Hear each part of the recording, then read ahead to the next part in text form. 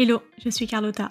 Bienvenue dans Product Marketing Stories, le podcast qui décrypte les méthodologies, partage des conseils et apprentissages concrets pour rendre compréhensible et accessible le product marketing. Aujourd'hui, j'accueille Sébastien Blum, Head of Solutions chez Partout, pour parler d'un des piliers essentiels du PMM, le go-to-market. Sébastien a monté le pôle PMM constitué aujourd'hui de 5 personnes. C'est lui et son équipe qui s'occupent de gérer les lancements de produits et de fonctionnalités pour plus de 1000 clients enseignes et 7000 commerçants à travers le monde. Autant vous dire que le sujet du go-to-market n'a plus de secret pour lui. J'ai donc demandé à Sébastien de nous partager le process go-to-market développé chez Partout, les facteurs clés de succès, mais aussi les challenges rencontrés pour que vous puissiez vous en inspirer un maximum. Plus concrètement, dans cet épisode, il nous explique ce qu'est une stratégie go-to-market, les principales raisons qui l'ont amené à formaliser un process spécifique, les 5 étapes de ce process go-to-market, comment prendre en compte la dimension internationale, ses bonnes pratiques pour réussir la collaboration avec l'ensemble des parties prenantes, et bien sûr plein de conseils pour faire d'un go-to-market un vrai succès commercial. Maintenant, place à l'épisode, bonne écoute! Salut Sébastien, je suis ravie de t'avoir sur le podcast aujourd'hui. Comment tu vas? Salut Carlotta, ça va très bien, mais je suis très content d'être là aussi. Merci pour l'invitation. Pour commencer, est-ce que tu peux te présenter en quelques mots et nous dire ce que tu fais chez Partout? Je m'appelle Sébastien Blum, j'ai 30 ans. Je travaille chez Partout depuis maintenant 8 ans. Partout, c'est un SaaS qui a pour objectif d'aider les commerces de proximité, donc à la fois les commerces indépendants et les enseignes, à optimiser leur visibilité et leur réputation sur Internet. Donc j'ai commencé en tant que sales, poste sur lequel je suis resté pendant à peu près 3 ans. Puis j'ai rejoint l'équipe produit à sa création en tant que product manager. Après un an, je me suis rendu compte que ce métier correspondait pas vraiment à ce que je cherchais. Donc c'est là que j'ai ouvert le poste de product marketing manager en 2018. Et par la suite, j'ai monté l'équipe product marketing. Et donc aujourd'hui, je suis Head of Solutions chez Partout. Le pôle Solutions chez Partout, c'est 2 équipes. L'équipe product marketing, donc c'est un métier que tu connais assez bien, que je ne vais pas te décrire. Et le métier de solution consultant, qui sont des experts qui accompagnent les sales en rendez-vous sur les deals complexes et stratégiques pour être garant de l'expertise tech, produits et process et aider l'équipe sales à atteindre ses objectifs. Et du coup, comment est constituée ton équipe? Vous avez plusieurs PMM chez Partout. Vous gérez l'international parce qu'il me semble que vous n'êtes pas que en France, mais partout dans le monde. Donc, est-ce que tu peux nous en dire plus sur la structure de l'organisation? Alors effectivement, on a une équipe PMM qui est composée de 4 personnes plus moi. Donc dans l'équipe PMM, il y a 3 product marketing managers et une product enablement qui est spécifiquement en charge de l'enablement des équipes sur le sujet lié aux produits. Les PMM, ils sont répartis par ligne de produit. Donc chaque PMM gère une ligne de produit qui regroupe en fait 3 product managers qui travaillent chacun pour répondre à une proposition de valeur. La première proposition de valeur, c'est être trouvé, donc qui a pour objectif d'aider les commerces de proximité à être trouvé sur Internet. Donc ça, c'est le scope d'un PMM. La deuxième proposition de valeur, c'est être choisi. Donc là, l'objectif, c'est d'aider les commerces de proximité à être choisis par les internautes. Donc là, c'est un deuxième PMM. Et la troisième proposition de valeur, c'est gagner des clients. Donc c'est aider les commerces de proximité à convertir les prospects en clients. Donc ça, c'est le scope du troisième PMM. Alors Sébastien, on est là aujourd'hui pour parler d'un sujet passionnant qui est le go-to-market et c'est un pilier vraiment essentiel du product marketing et tu es surtout là pour nous partager tes conseils et ton retour d'expérience pour réussir ces go-to-market et finalement atteindre les objectifs business de l'entreprise, surtout dans un contexte, et tu vas nous en parler, où on peut avoir à gérer beaucoup de features, beaucoup de produits à lancer en même temps, dans un contexte aussi international. Pour commencer, je vais te poser la première question, c'est quoi une stratégie go-to-market? Une stratégie go-to-market, c'est l'ensemble des actions et des moyens qu'on va mettre en place à la sortie d'une fonctionnalité ou d'un produit, pour mettre ce produit ou cette fonctionnalité sur le marché et qui permettront d'atteindre des objectifs définis. Les objectifs, il peut y en avoir, plein en fonction, du type de fonctionnalité ou de produit. Par exemple, ça peut être des objectifs en termes d'adoption, en termes d'usage, en termes de chiffre d'affaires ou en termes de nombre de téléchargements, par exemple, quand il s'agit d'une application mobile. Et concrètement, il y a 3 moments où on peut avoir besoin d'une stratégie go-to-market. Le premier, qui est le plus évident, c'est la sortie d'un produit ou d'une fonctionnalité. Le deuxième, c'est une mise à jour importante sur un produit ou une fonctionnalité existante. Et le troisième cas, c'est le lancement d'un produit ou d'une fonctionnalité existante sur un nouveau marché. Et je pense qu'il y a une notion qui est importante, c'est qu'une go-to-market n'égale pas une release, et toutes les releases ne nécessitent pas une go-to-market. Est-ce que tu peux nous dire ce qu'est une release pour toi? Une release, concrètement, c'est l'aboutissement d'un épique. Et un épique, c'est un projet sur lequel un product manager et une équipe vont travailler pour sortir une nouveauté. Et en fonction de l'impact de la nouveauté, de la mesure dans laquelle elle va nécessiter de la formation, on va faire une go-to-market ou non.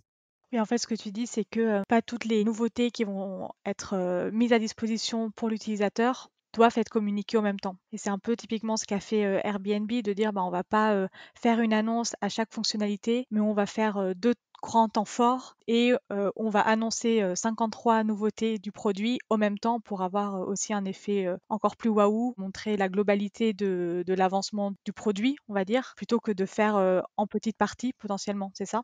Alors non, pas exactement. En fait, si on fait une communication sur une nouveauté, pour moi, ça fait partie d'une go-to-market. Pour moi, les releases sur lesquelles il ne va pas y avoir de go-to-market, par exemple, ça va être les releases qui sont liées à de la dette technique. Par exemple, parfois, on va avoir un produit qui rencontre des bugs ou sur lequel il y a des développements à faire pour le rendre à nouveau fonctionnel. Et donc ça, il va y avoir des releases qui sont associées, mais sur lesquelles on ne va pas forcément communiquer, puisque ce n'est pas des choses qui ont vraiment de la valeur pour tous les clients, puisque c'est la résolution d'un problème que tous les clients n'ont pas remarqué. Et du coup, j'imagine que vous avez dû mettre en place un process pour définir la stratégie go-to-market et définir, comme tu le dis, est-ce qu'il y a besoin ou non d'en faire une? Est-ce que tu peux nous en dire plus sur qu'est-ce qui t'a amené à te dire, bon, bah, en fait, il faut mettre en place un process et comment tu l'as fait? Déjà, la chose dont il faut avoir conscience, c'est que dans les entreprises, il y a toujours plus ou moins des go-to-market. On peut dire que finalement, l'entrepreneuriat, c'est le go-to-market d'une entreprise et le fondateur va mettre en place une stratégie pour mettre son produit sur le marché. Après, la question, c'est quand est-ce qu'on a vraiment besoin de formaliser ça et d'avoir des personnes dédiées sur le sujet. Selon moi, il y a 3 éléments concrets qui ont conduit chez Partout, en tout cas, à devoir formaliser une stratégie de go-to-market et à mettre des personnes dédiées sur le sujet. Le premier élément, c'est l'augmentation du nombre d'employés. Le deuxième élément, c'est l'augmentation du nombre de clients. Et le troisième élément, c'est l'augmentation du rythme de delivery. Donc maintenant, je vais prendre chacun des éléments à la fois. Concernant les employés, au début de Partout, quand on sortait une nouvelle fonctionnalité, concrètement, on l'annonçait à haute voix dans les bureaux, on envoyait un mail et on faisait une démo et on était à peu près sûr que tout le monde était au courant.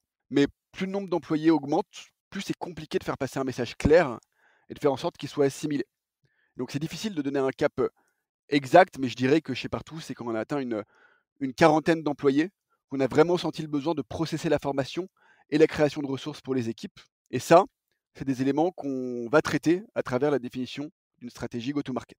Le deuxième point, c'est l'augmentation du nombre de clients. La logique, elle est assez similaire à l'augmentation du nombre d'employés. Quand tu as peu de clients, c'est assez simple de leur parler des nouveautés de visu pendant des réunions trimestrielles et de générer de l'adoption ou des ventes. En revanche, aujourd'hui, on a plus de 1000 clients enseignes, 7000 commerçants indépendants, donc on peut plus leur parler un par un pour leur présenter les nouveautés. Même si c'est quelque chose qu'on essaye de faire au maximum, c'est pas réaliste de penser qu'on va pouvoir parler à chacun individuellement. Et donc il faut concevoir une stratégie pour qu'un maximum de clients entendent parler de la nouveauté pour générer de l'adoption, des ventes.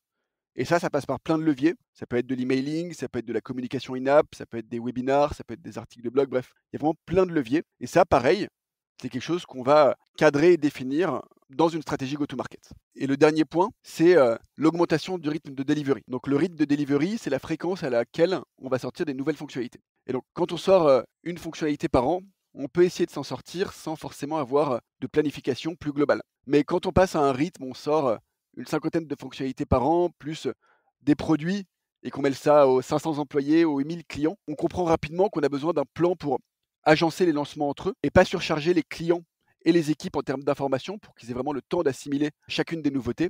Et encore une fois, ça, c'est quelque chose qui fait partie d'une stratégie go-to-market. Super intéressant. Donc en fait, ce que tu dis, c'est qu'il y a trois éléments qui vont être indépendants. Le nombre de personnes, le nombre d'employés, le nombre de clients, la fréquence de delivery. Et c'est un peu l'effet exponentiel. C'est que si on en a deux parmi les trois, bon, bah, il y a encore plus besoin. Trois sur trois davantage. Donc c'est comment, à quel moment on se dit, bon, bah, il y a besoin de commencer et structurer au fur et à mesure selon la croissance de l'entreprise. Ça se fait au fur et à mesure, c'est ça? C'est ça, exactement. Eh ben, on va passer aux choses sérieuses, Sébastien. On va parler des étapes du process. Je te propose que tu nous donnes un peu une overview globale des étapes de process chez Partout que tu as mis en place. Et comme ça, après, on passe en détail chacune de ces étapes-là. Sur les étapes et le process de go-to-market, je pense qu'il n'y a pas une réponse définitive. Il y a potentiellement autant de process qu'il y a d'entreprises. Et donc là, ce dont je vais vous parler, c'est propre à Partout, c'est ce qu'on a mis en place chez Partout et c'est ce qui fonctionne plutôt bien. Et donc nous, on va diviser ça en 5 grands sujets. Je vais développer sur chacun des sujets par la suite. Le premier sujet, c'est l'exploration. Le deuxième sujet, c'est le positioning et le messaging. Le troisième sujet, c'est la distribution. Le quatrième sujet, c'est l'enablement. Et le cinquième sujet, c'est la rétention. Important de dire aussi que toutes ces étapes et toutes les tâches qui y sont associées, c'est pas uniquement à la charge des équipes PMM, mais ça va bien sûr impliquer d'autres équipes. C'est des choses qui doivent être planifiées par le PMM, qui a un rôle de chef d'orchestre qui doit aligner toutes les équipes pour faire d'une go-to-market un succès. Je te propose qu'on passe à la première étape qui est l'exploration. L'objectif de l'exploration, ça va être de collecter et de centraliser toutes les informations qui pourraient être nécessaires pour comprendre la nouveauté et maximiser l'impact de la GTM. Concrètement, ça va inclure l'analyse de la concurrence, l'exploration utilisateur qu'on peut faire avec les product managers, la lecture de tous les articles qui peuvent exister sur le sujet et les discussions avec les différentes équipes, produits bien sûr, mais aussi sales, success, etc.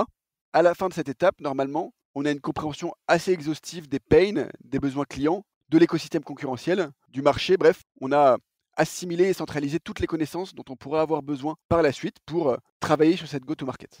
Est-ce que pour centraliser justement toutes ces informations, tu as un fichier spécifique, je ne sais pas si c'est un Word, une présentation PowerPoint, ou vraiment tu consolides toutes les infos pour que tout le monde puisse y avoir accès? Alors oui, nous on utilise Notion. Sur Notion, on a un document qui va centraliser toutes les informations sur le produit et qu'on va mettre à disposition des autres équipes. Eh ben, on passe du coup à la deuxième étape qui est le positionnement et le messaging. Le positionnement et le messaging, c'est vraiment la deuxième étape après l'exploration. Parce qu'à partir des informations qu'on va collecter, on va être en mesure de créer un premier draft de positionnement et de messaging. Avant de développer, je sais que positionnement et messaging, c'est des mots qui parfois font peur et qui peuvent paraître un peu larges et flous. Et c'est hyper important de templater les rendus de positionnement et de messaging. Concrètement, chez nous, c'est assez simple. L'output, c'est 2 documents. Un document qu'on appelle le positioning statement, qui va lister, par exemple, la proposition de valeur, les pains, les chiffres clés du marché et toutes les informations qui sont pertinentes par rapport au positionnement du produit. Et le deuxième document, c'est ce qu'on appelle le messaging framework, qui va développer notamment sur la partie bénéfices. Et c'est à partir de ces 2 documents qu'on va écrire la copie. La copie qui est en fait le discours type qu'il faut tenir autour de ce produit. Et j'ai dit un premier draft, car le positioning et le messaging, même si c'est quelque chose qu'on définit au début, c'est vivant. Ça évolue pendant toute la durée de la préparation de la go-to-market, au fil des échanges avec les équipes, au fil des échanges avec les clients, mais ça va aussi évoluer tout au long du cycle de vie du produit, en fonction de la maturité du marché, des différents retours obtenus des clients. Et donc l'objectif de cette phase de positioning et de messaging, c'est d'avoir des documents qui présentent de manière claire et concise le positionnement, les bénéfices, le storytelling et tous les éléments associés à la nouveauté, et dans lesquels les PMM et les différentes équipes pourront ensuite aller piocher pour alimenter les ressources qui seront amenées à créer, par exemple leurs articles de blog, leurs présentations, leurs webinars, etc., etc. On comprend bien que c'est l'étape clé dans la stratégie de go-to-market, puisque sans cette étape, ça va être très dur de créer les ressources qui seront par la suite nécessaires pour assurer le succès de la stratégie. Cette partie, elle répond très bien au premier pain point dont tu parlais. Au-delà de pain point sur l'évolution de à quel moment il faut faire un go-to-market quand les équipes sont de plus en plus grosses. En fait, c'est ces 2 documents-là qui permettent vraiment de centraliser toutes les informations et de s'assurer qu'il n'y a pas de différence dans la manière de vendre le produit, de percevoir la proposition de valeur de la fonctionnalité en question, etc. Mais de vraiment créer et de s'assurer que tout le monde a le même niveau de connaissance et va vendre la fonctionnalité ou le produit de la même manière.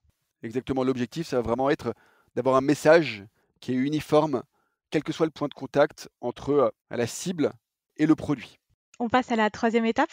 La troisième étape, c'est ce qu'on appelle la distribution. La distribution, concrètement, c'est tout ce qui va permettre que les cibles entendent parler du produit et l'utilisent ou y souscrivent. Donc là, c'est quelque chose qui est hyper large et ça va beaucoup varier en fonction de la fonctionnalité qui va sortir. Et ça peut intégrer par exemple toutes les opérations de communication, emailing, communication in-app, webinar, vidéo, les offres promotionnelles, le packaging, c'est-à-dire comment va s'inscrire ce produit dans la suite de produits qu'on propose déjà, les communications sur les réseaux sociaux, les success cases, bref, il y a plein d'éléments. La liste ne pourra jamais être exhaustive puisque ça va vraiment varier en fonction du besoin et de l'objectif. Mais l'objectif final ici, ça va être d'atteindre et de convaincre la cible du go-to-market pour qu'il souscrive, utilise ou achète la solution en fonction des objectifs définis.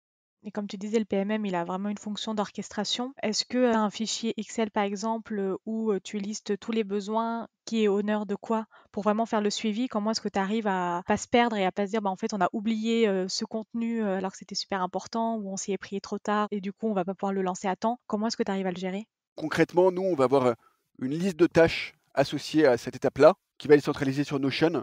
Donc, on a un process qui est assez clair et je pense que j'aurai l'occasion d'en parler juste après. On a parlé de l'exploration, on a parlé du positionnement, du messaging, on a parlé de la distribution. Donc, on passe à la quatrième étape qui est l'enablement, si je ne me trompe pas.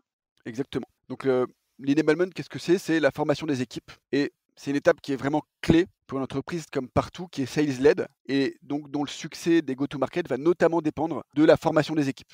L'objectif de la phase d'enablement, c'est de s'assurer que chacune des équipes concernées ait les ressources et les connaissances nécessaires pour intégrer la nouveauté à leur activité. Par exemple, que les sales puissent vendre, que les équipes onboarding aient les process et les connaissances pour onboarder, que les équipes légales aient les informations pour mettre à jour les contrats, etc. etc. Donc c'est un sujet qui est hyper large. Et d'ailleurs, nous, on a une équipe enablement dédiée qui nous aide à former les équipes. Et on a une personne dans l'équipe qui est, comme je l'ai dit au début, Product Enablement, qui est spécifiquement en charge de ces sujets-là. Super important, en effet, surtout comme tu dis dans une entreprise sales-led, de bien avoir en tête cette partie-là. Et on passe enfin à la dernière étape, la rétention. Alors la dernière étape, c'est effectivement la rétention. Et c'est là qu'on va réfléchir aux actions et aux ressources qu'on va pouvoir créer pour faire revenir ou renouveler un client sur le produit. Donc là, pareil, c'est quelque chose qui est hyper large, mais ça va inclure par exemple la manière de présenter le ROI, qu'on va travailler avec les Customer Success, des articles de Help Center, des FAQ. Bref, il y a tout un tas de ressources qu'on va pouvoir créer pour générer de la rétention et de la stickiness sur nos produits et nos fonctionnalités. Super intéressant parce que du coup, avec cette dernière partie, ce que tu sous-entends, c'est que le go-to-market n'a pas forcément de fin, de date de fin. C'est que en fait, ça va être en continu. Une fois que le produit est lancé, le go-to-market n'est pas fini. Il y a toute la partie après, comment est-ce qu'on fait pour que les utilisateurs continuent à revenir, les clients continuent à avoir envie de payer pour le produit qu'ils ont acheté et mettre à jour finalement toutes les nouveautés, les upgrades, etc. Complètement, c'est une très très bonne question. La date de go-to-market, donc la date à laquelle on va lancer toutes les communications et à laquelle on aura déjà formé les équipes, etc., a priori, c'est pas du tout la fin. Et au contraire, moi, ce que je dis souvent à mes équipes, c'est que le jour où la fonctionnalité est rendue disponible et on lance toutes ces opérations de communication, c'est vraiment que le début. Et c'est là qu'on va devoir bah, faire en sorte de suivre tout ça pour vérifier qu'on se dirige bien vers les bons objectifs, pour faire en sorte de vérifier que les équipes ont effectivement bien assimilé. Et en fait, la date de launch, c'est le début du travail, même s'il y a une grosse partie de la préparation qui aurait été faite avant. Si je peux conclure, parce que c'est beaucoup de sujets, et effectivement, ça peut sembler un peu complexe de se rappeler de tout ce qu'il va falloir faire dans chacune de ces étapes, et on peut mettre une infinité de choses. C'est hyper important pour un product marketing manager de processer ça au maximum. Nous, on ne part jamais d'une feuille blanche. Concrètement, on a un process de go-to-market, on a une liste de tâches dans un Notion. Chacune des tâches est divisée du coup en fonction du sujet, donc rétention, distribution, etc. Et on part toujours de cette liste de tâches au début d'un go-to-market qu'on va ensuite adapter au produit ou à la fonctionnalité. Si je résume pour finir et clore un peu cette partie de l'interview, on a 5 étapes: l'exploration, le positionnement et le messaging, la distribution, l'enablement et la rétention. Et j'avais une dernière question à ce niveau-là. Est-ce que ces 5 étapes sont 5 étapes must-have que tu vas faire pour tout lancement, pour tout go-to-market, avec le même niveau d'investissement, ou selon l'importance de la feature du go-to-market, ces étapes peuvent varier? Non, ça peut complètement varier. C'est hyper important pour un product marketer d'être agile et de s'adapter. Potentiellement, il y aura des releases et des go-to-market sur lesquels il y aura des besoins d'enablement qui sont faibles, voire inexistants, parce que c'est quelque chose qui est assez simple ou qui est déjà connu par les équipes. Potentiellement, il n'y aura pas de sujet de rétention, parce que c'est quelque chose qui fait partie d'un produit un peu plus global, qui a déjà une stratégie de rétention un peu plus globale. C'est vraiment des grandes étapes desquelles il faut partir pour ne rien oublier, mais en revanche, il y a effectivement plein de launches dans lesquels on ne va pas passer par toutes ces étapes. Donc c'est important au début du projet de avoir en tête ces 5 étapes-là et de se dire ok, c'est quoi le niveau d'investissement par étape par rapport à l'enjeu et à l'objectif. Exactement. Moi, ce que j'aime faire, c'est partir de la liste la plus complète possible et supprimer des choses. Plutôt que l'inverse, puisque l'inverse, si on part d'une liste qui est relativement vide et qu'on essaie d'ajouter des choses, il y a de grandes chances qu'on oublie de mettre des choses. Alors qu'à l'inverse, si on doit juste supprimer, là on est sûr qu'il y aura une liste exhaustive d'étapes à passer pour faire d'une go-to-market un succès. Il y a un autre sujet que je voulais évoquer avec toi, c'est le sujet de la gestion du go-to-market à l'international. Parce que c'est vrai que en tant que boîte française, on peut vite être tenté de faire du franco-français et en fait de juste penser le go-to-market français et de se dire bon, on va faire la même chose dans les autres pays. Et c'est pas forcément comme ça que ça fonctionne le mieux. Donc j'aimerais savoir comment est-ce que toi tu fonctionnes, comment est-ce que tu prends en compte la dimension internationale dans les go-to-market. C'est une très bonne question parce que partout, c'est une boîte qui est très internationale. On a des bureaux en France, en Espagne, en Italie, et on a une présence dans plus de 100 pays du monde avec des clients dans plus de 100 pays. Et donc effectivement, le sujet de l'internationalisation, c'est un sujet qui est très présent dans les stratégies go-to-market et qui va énormément varier en fonction du type de launch. Déjà, quelque chose qui est très propre à partout, c'est qu'on est sur un marché où le besoin il est assez uniforme, quel que soit le pays. C'est-à-dire que nous, nos principaux partenaires, ça va être Google, ça va être Facebook, ça va être Apple, et ce genre de plateforme, et leurs produits, c'est sensiblement les mêmes d'un pays à un autre, à quelques exceptions près. Donc, quand il s'agit de lancement de fonctionnalités qui sont ajoutées à un produit existant, le gros de l'internationalisation, c'est surtout un sujet de traduction. Il n'y a pas vraiment de localisation nécessaire. En revanche, là où ça va vraiment différer, c'est quand il s'agit d'un lancement de nouveaux produits. Et là, il y a plusieurs éléments à prendre en compte. Encore une fois, je ne vais pas pouvoir être exhaustif du tout, puisque c'est un sujet qui pourrait faire l'objet d'un podcast à part entière, mais il y a 3 choses qui vont impacter et qu'il est important de mentionner. Déjà, c'est le pouvoir d'achat et la situation économique du pays. On ne va pas pouvoir vendre au même tarif en France qu'au Middle East, qu'en Amérique du Sud. Le deuxième sujet, c'est la notoriété de la marque dans le pays. On ne va pas avoir la même stratégie sur un marché sur lequel on est très connu, comparé à un marché sur lequel on n'est pas du tout connu. Et le dernier point, c'est la maturité du pays quant à ce qu'on propose. Et dans notre cas, ça va être la maturité digitale. On ne va pas s'adresser de la même manière à un interlocuteur qui est très familier avec le sujet qu'à un interlocuteur qui ne connaît pas du tout ce dont on va lui parler. Donc ton équipe PMM, elle est basée en France et donc tous les go-to-market, vous les pensez international, de ce que je comprends. Ça veut dire que typiquement la partie enablement, comment est-ce que vous le gérez? Vous avez cette équipe enablement va former tous les pays différents au même temps ou c'est pays par pays? Comment ça marche? En fait, quand il s'agit de lancement de produits, encore une fois, sur les lancements de fonctionnalités, il n'y a pas de grande différence.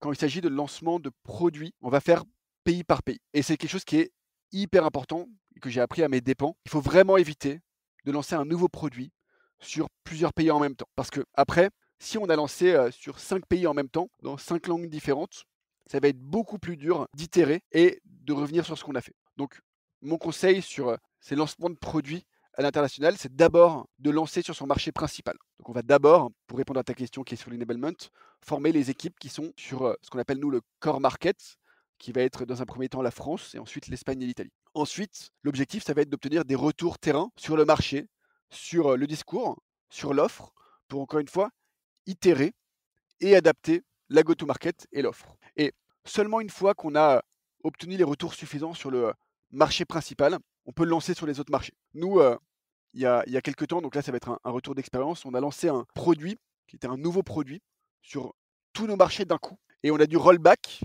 mettre en pause la commercialisation, car il y avait des éléments auxquels on n'avait pas forcément réfléchi. Et ça a été très dur de regagner la confiance des équipes sur ce produit et de les faire en parler à leurs prospects, à leurs clients. Et donc c'est quelque chose dont on a beaucoup pâti suite au lancement de ce produit. Le maître mot, c'est vraiment y aller graduellement, si je peux dire ça comme ça, et vraiment itérer et pouvoir avoir des retours d'expérience pour à chaque fois s'améliorer, c'est ça?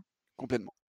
Si je reviens par rapport à ce que tu disais au début, la partie exploration, analyse de concurrence, etc., c'est aussi à ce moment-là où tu vas intégrer toute la notion internationale pour vraiment avoir tous les insights pour un nouveau produit et que tu sais que tu vas potentiellement le lancer dans plusieurs pays avec des cultures différentes. C'est là aussi où tu vas pouvoir intégrer toutes les différences pour après le prendre en compte dans le messaging, le positionnement, l'enablement, etc. Oui, complètement. Par exemple, on a un produit qui est lié au conversationnel. C'est-à-dire qu'on va permettre à nos clients d'échanger avec leurs clients par message depuis Google, depuis WhatsApp, depuis Instagram. Et par exemple, le niveau de maturité en France sur le sujet du conversationnel, il est largement inférieur au niveau de maturité de l'Amérique du Sud.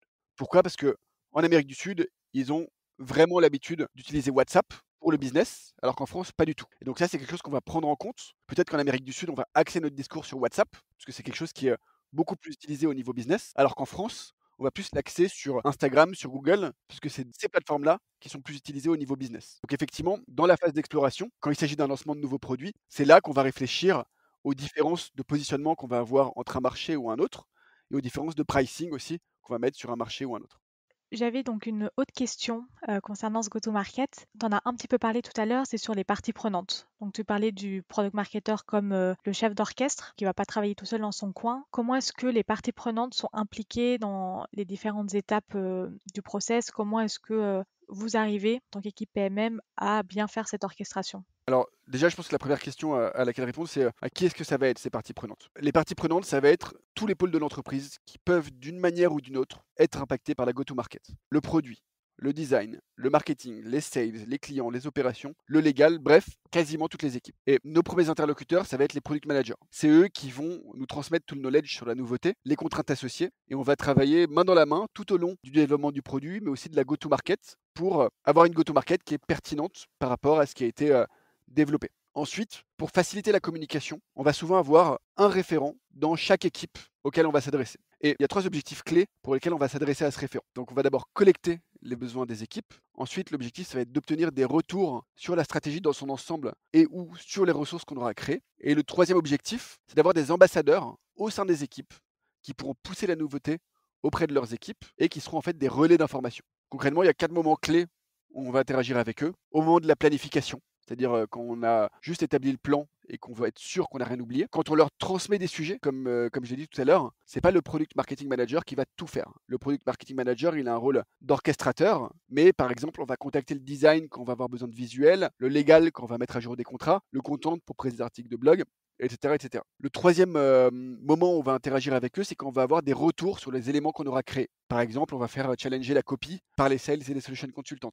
Et enfin, à la fin, lorsque c'est fini, on va les former et leur mettre à disposition toutes les ressources et le knowledge associés à la fonctionnalité. Donc forcément, c'est un moment clé des interactions qu'on a avec les équipes. Mais dans l'idée, ça c'est des grandes étapes, mais l'objectif, ça va être de vraiment rester en contact pendant un maximum de temps et pendant toute la durée du projet pour déjà limiter les risques d'oubli et aussi pour maximiser l'alignement des équipes. Puisque le succès d'un go-to-market, il va venir de l'alignement des équipes. Plus les équipes sont alignées sur l'objectif, sur les moyens à mettre en œuvre et sur le messaging, le positioning, plus il y a de chances que la stratégie go-to-market soit un succès. Est-ce que, au-delà du coup de ces points de contact, tu as, des rituels, des réunions, je ne sais pas si c'est mensuel, ou autre, mais avec justement tous ces référents-là pour communiquer et vraiment avoir, des étapes, bien spécifiques? Comment tu le gères? Il va y avoir plusieurs rituels et réunions qui vont regrouper certains stakeholders. Déjà, au moment du lancement du développement de la fonctionnalité, on va avoir une réunion de kick-off qui va réunir le product manager, le product marketing, le designer et les différentes équipes métiers qui sont impliquées dans la fonctionnalité et qui seront impliquées dans la go-to-market. Après, on va avoir des points réguliers avec les product managers qui ne sont pas forcément uniquement dédiés au go-to-market, mais qui sont aussi dédiés au développement en cours. Et après, je pense que l'objectif, c'est de simplifier la vie au max des collaborateurs. C'est-à-dire que on va s'adapter à l'organisation des équipes pour mettre en place les rituels et les moyens de communication qui sont à privilégier pour que ce soit le plus simple possible pour les collaborateurs auxquels on va s'adresser. Donc parfois on met pas en place de rituels, parfois c'est juste des échanges par Slack, par email, parfois c'est des interventions en weekly pour récolter ou transmettre des informations, parfois on envoie des formulaires. En fait, je pense que le message clé là-dedans, c'est que on met en place des rituels quand c'est possible et quand c'est simple à mettre en place, mais l'objectif c'est d'être le moins contraignant possible, parce que plus on va leur imposer des rituels, on va leur imposer des réunions qui vont pas forcément dans le sens de leur objectif principal. Par exemple, les sales, leur objectif principal, ça va être un volume de chiffre d'affaires signé. Si on leur impose des réunions qui ne vont pas dans ce sens-là, ça va être plus dur de les engager. Donc l'idée, c'est vraiment de s'adapter et de définir des rituels en fonction des équipes et des interlocuteurs auxquels on va s'adresser. Tu nous as donné, plein de conseils et un super retour d'expérience, Sébastien. Si tu avais un conseil à donner à nos auditeurs pour mener un premier go-to-market ou améliorer l'existant, qu'est-ce que ce serait? Le premier conseil que j'ai à donner, c'est de travailler à fond sur la communication et l'alignement. Plus on va communiquer, plus on limite le risque et plus on a de chances que la go-to-market soit un succès. Tu m'as demandé un conseil, mais je vais en donner deux. Le deuxième conseil que j'ai à donner, c'est de processer. C'est hyper important de ne pas partir d'une feuille blanche à chaque go-to-market. Il faut que chaque output, que ce soit le positionnement, le messaging, l'analyse concurrentielle, même le tasking qui sera associé à la go-to-market soit templété de manière à ce qu'on puisse repartir de quelque chose qui existe déjà et gagner un temps assez précieux. Et est-ce que au contraire, il y a une chose ou plusieurs choses à ne pas faire et pourquoi? J'en ai déjà parlé un peu plus tôt pendant l'échange. La chose à ne surtout pas faire, c'est de faire des go-to-market pour toutes les releases. C'est quelque chose qu'on a beaucoup fait au début chez Partout. Et c'est vraiment, il faut l'éviter, puisque ça va tout simplement défocus les équipes product marketing qui vont devoir travailler sur un nombre de go-to-market qui est énorme et qui fait qu'on pourra rien vraiment creuser. Et la deuxième chose, c'est que ça va être hyper dur de transmettre et de faire en sorte que les messages transmis pour les go-to-market qui sont importants soient assimilés par les équipes et les clients. Donc vraiment, ne pas faire des go-to-market pour tous les launchs et essayer de se concentrer sur les fonctionnalités et les produits à forte valeur ajoutée. Super intéressant et ça encore, bah, du coup, c'est le processus aussi, comme tu disais tout à l'heure, définir potentiellement un framework, où, vous pouvez prendre les décisions, rapidement, de manière, on va dire collégiale avec, toutes les parties prenantes. Exactement. Merci beaucoup Sébastien pour, cet échange. Tu as partagé énormément de bonnes pratiques, d'astuces et je pense que tu as donné une super visibilité de qu'est-ce que c'est qu'un go-to-market et de comment bien le gérer. Donc merci encore. Avec plaisir. Si ça te va, on va passer aux questions de la fin. Quelle est la prochaine personne ou le prochain sujet que tu aimerais écouter sur ce podcast et pourquoi? Alors moi, il y a un sujet qui m'intéresse particulièrement et sur lequel j'aimerais avoir des retours d'expérience, c'est les applications de l'IA en tant que PMM. Je pense que c'est un métier qui va être assez largement chamboulé par toutes les innovations qu'il peut y avoir sur l'IA en ce moment. Et j'ai vu passer sur LinkedIn des templates Notion pour utiliser l'IA au service du messaging, du positioning, mais je pense qu'il y a plein d'autres applications et c'est vraiment un sujet qui m'intéresserait de creuser et sur lequel j'aimerais avoir un retour d'expérience. Clairement, je suis d'accord avec toi. Quelles ressources ou livres tu recommandes? Alors, il y a 2 livres que je recommande. Le premier, qui est un livre purement product marketing, qui s'appelle Product Marketing Debunked. C'est le livre qui m'a vraiment aidé à créer le poste de product marketing chez Partout. Et c'est de ce livre qu'on a issu beaucoup de notre process, notamment cet aspect distribution, enablement, rétention. Ça vient notamment de là. Et vraiment, je recommande à tous les product marketing managers qui ne l'ont pas lu de l'acheter et de le lire. Le deuxième livre que je recommande, c'est un livre qui s'appelle Start to Scale, donc qui a été écrit par Thibaut, qui est le CEO de Partout. C'est pas vraiment un livre PMM, mais c'est un livre vraiment sur les méthodologies sales, qui peut être hyper intéressant pour les PMM qui s'adressent au sujet, mais pour tous ceux qui bossent dans des boîtes sales-led et qui ont besoin de comprendre comment ça marche la vente et qui ont besoin d'avoir des connaissances approfondies sur le sujet. Et enfin, dernière question, la plus facile, où est-ce que les auditeurs peuvent te contacter? Tout simplement sur LinkedIn.